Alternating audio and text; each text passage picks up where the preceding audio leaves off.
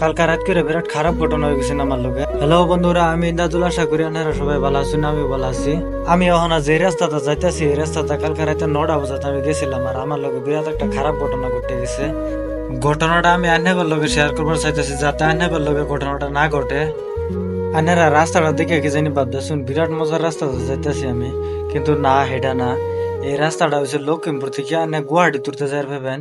রাস্তা গুয়াহাটি তুলতে গেল, আমি গুয়াহাটি তুলতে যেতাম না, আমি বান্দরদা তুলতে যাই। আমার বান্দরদা তুলতে রাস্তাটার কি অবস্থা আমি আন্না করে দেখাতেছি দেখুন। এই ডলংটার মাথাত কয়েকটা গাতা আছে, যেন নাকি আন্নারা বিন্দাস মাছ ছাড়া ভেবেন, কোনো টেনশন নিত না। এই যে গাতাটা দেখতেছেন, এই গাতাটার মধ্যে কালকে আমি বাইক হান দিয়েছিলাম। ভাগ্যটা বলা বেশি স্পিডে আসলাম না।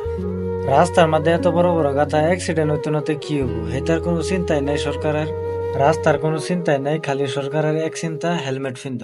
আমি এনে করে এটা কই না যে হেলমেট ফিন্দুন না, কিন্তু হেলমেট ফিন্দাও যদি চালায়, রাস্তাঘাট যদি এরকম খারাপ থাকে, অ্যাক্সিডেন্ট হইতো নাতে কি হবো কোনছে। বাইক চালালে খালি হেলমেটই লাগে না, বালা রাস্তাও লাগে। ঠিক আছে, আমরা আর এটা কইলি আর কি হবো।